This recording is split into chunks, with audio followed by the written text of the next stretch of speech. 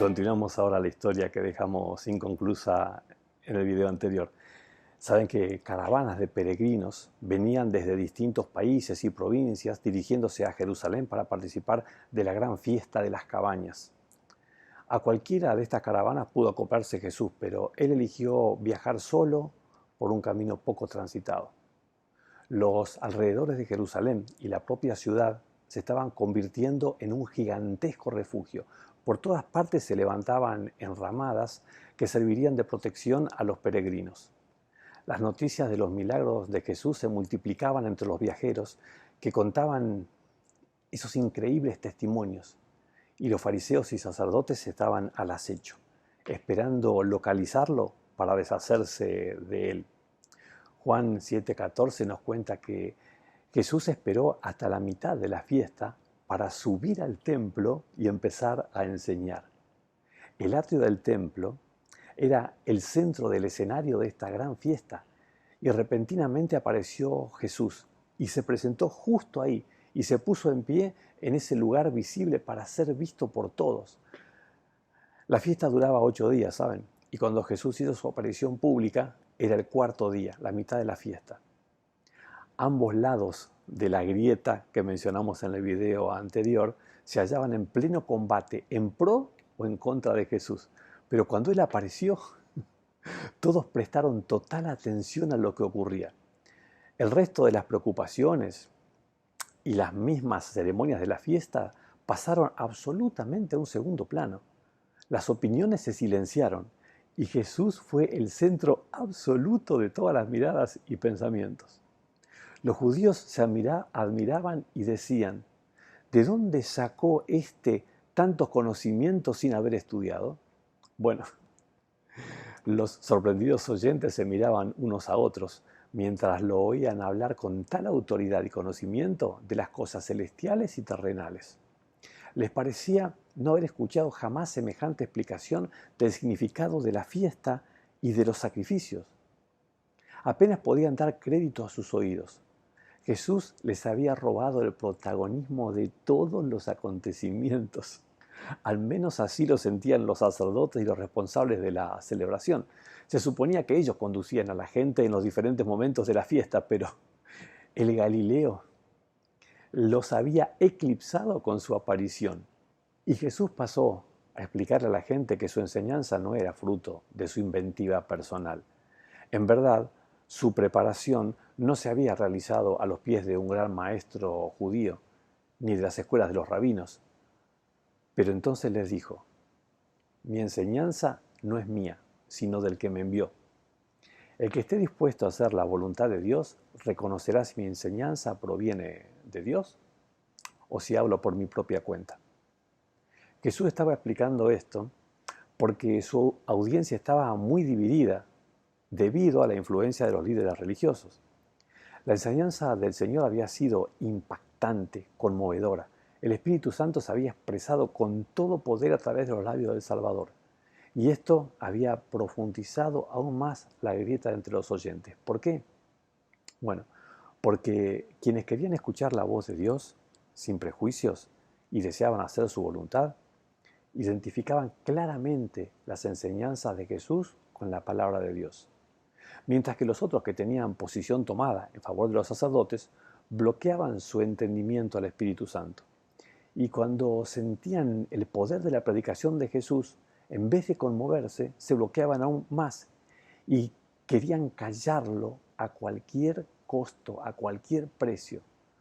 Jesús continuó explicando: el que habla por cuenta propia busca su vanagloria. En cambio, el que busca glorificar al que lo envió es una persona íntegra y sin doblez. Y por lo visto Jesús decidió actuar en forma contundente frente a la polarización de las opiniones sobre él y su misión. Por eso les dijo a quienes se le oponían y buscaban silenciarla a cualquier costo: ¿no les ha dado Moisés la ley a ustedes? Sin embargo, ninguno de ustedes la cumple. ¿Por qué tratan entonces de matarme? Pero sus oponentes reaccionaron de inmediato y le respondieron: estás endemoniado, ¿quién te quiere matar? La verdad es que hacía tiempo ya que habían decidido matar a Jesús. Hacía casi 2 años y medio que Jesús había estado en Jerusalén para la primera fiesta de las Pascuas después del bautismo, y en esa ocasión había hecho la primera limpieza del templo que generó el primer enfrentamiento con los líderes religiosos. Un año después, en la segunda Pascua, Jesús sanó al paralítico en el estanque de Betesda, y tanto se enojaron con él por sanarlo en sábado que Jesús se retiró de la zona y hacía 1 año y 5 meses que no volvía a Jerusalén. Si Jesús no se hubiese retirado a Galilea, el conflicto hubiera escalado a un punto sin retorno y hubieran matado a Jesús, pero aún no había llegado la hora. Sin embargo, cuando transcurría esa fiesta, Jesús ya sabía que la próxima Pascua, que ocurriría apenas 6 meses después de esto, sería la Pascua en la que el Cordero que sería ofrecido sería él mismo, el Cordero de Dios. Jesús estaba entre aquellos a los que había venido a salvar, pero un gran número de ellos lo odiaba mortalmente. ¿Cómo entenderlo? ¿Cómo aceptar esta realidad y resignarse a que no podía salvarlos? Él no se rendía fácilmente e intentó hacerlos razonar diciéndoles así: hizo un milagro y todos ustedes han quedado asombrados. Por eso Moisés les dio la circuncisión, que en realidad no proviene de Moisés, sino de los patriarcas, y aún en sábado la practican. Ahora bien, si para cumplir la ley de Moisés circuncidan a un varón incluso en sábado, ¿por qué se enfurecen conmigo si en sábado he sanado a alguien por completo? No juzguen por las apariencias, juzguen con justicia. Por causa de haber sanado al paralítico de Betesda 18 meses atrás, los judíos no habían dejado de maldecir a Jesús y asegurar que violaba la ley de Moisés. Jesús no había podido defenderse ni explicar por qué hizo lo que hizo en aquel sábado, pero esta ocasión le permitió explicar lo sucedido. Muchos de los que en su momento habían aceptado el argumento de los judíos ahora veían que en realidad Jesús tenía razón. Los dirigentes judíos seguían con gran expectación el desarrollo de los acontecimientos. No podían creer la influencia que Jesús tenía sobre todos los que lo estaban escuchando. Con gusto lo hubieran arrestado desde el primer minuto, pero el Señor estaba en un lugar demasiado público y rodeado por demasiada gente. Sería muy complicado arrestarlo frente a todos. Mejor sería hacerlo de noche, cuando esté solo y la gente no vea. Pero lo cierto es que al escuchar a la gente se alarmaron y se enfurecieron. Casi no podían dar crédito a lo que estaban escuchando, porque algunos comentaban: ¿no es este el que quieren matar? Ahí está, hablando abiertamente y nadie le dice nada. ¿Será que las autoridades se han convencido de que es el Cristo? No, esto era más de lo que podían soportar. Los sacerdotes y fariseos estaban que explotaban de odio hacia Jesús. ¿Cómo se atrevía a desafiarlos tan descaradamente como lo estaba haciendo?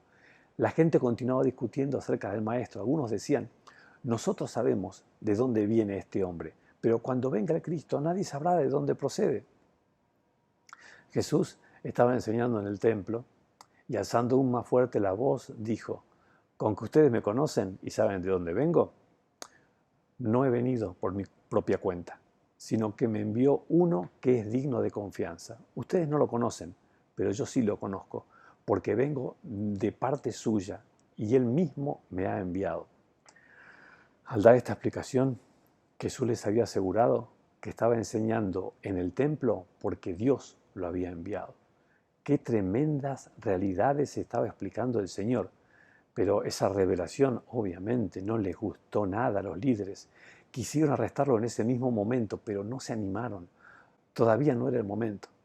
Sin embargo, su sentencia ya estaba decidida. Esta fiesta terminaría muy mal para el Galileo. La historia, por supuesto, no termina aquí. En nuestro próximo encuentro veremos cómo resulta el plan de deshacerse de Jesús. Las cosas se complicaron y llegaron a un punto verdaderamente insostenible. No dejemos de seguir los pasos de Jesús y ver cómo enfrenta al conjunto de líderes y autoridades de Jesús. Hasta el próximo encuentro. Que Dios te acompañe y Dios te bendiga.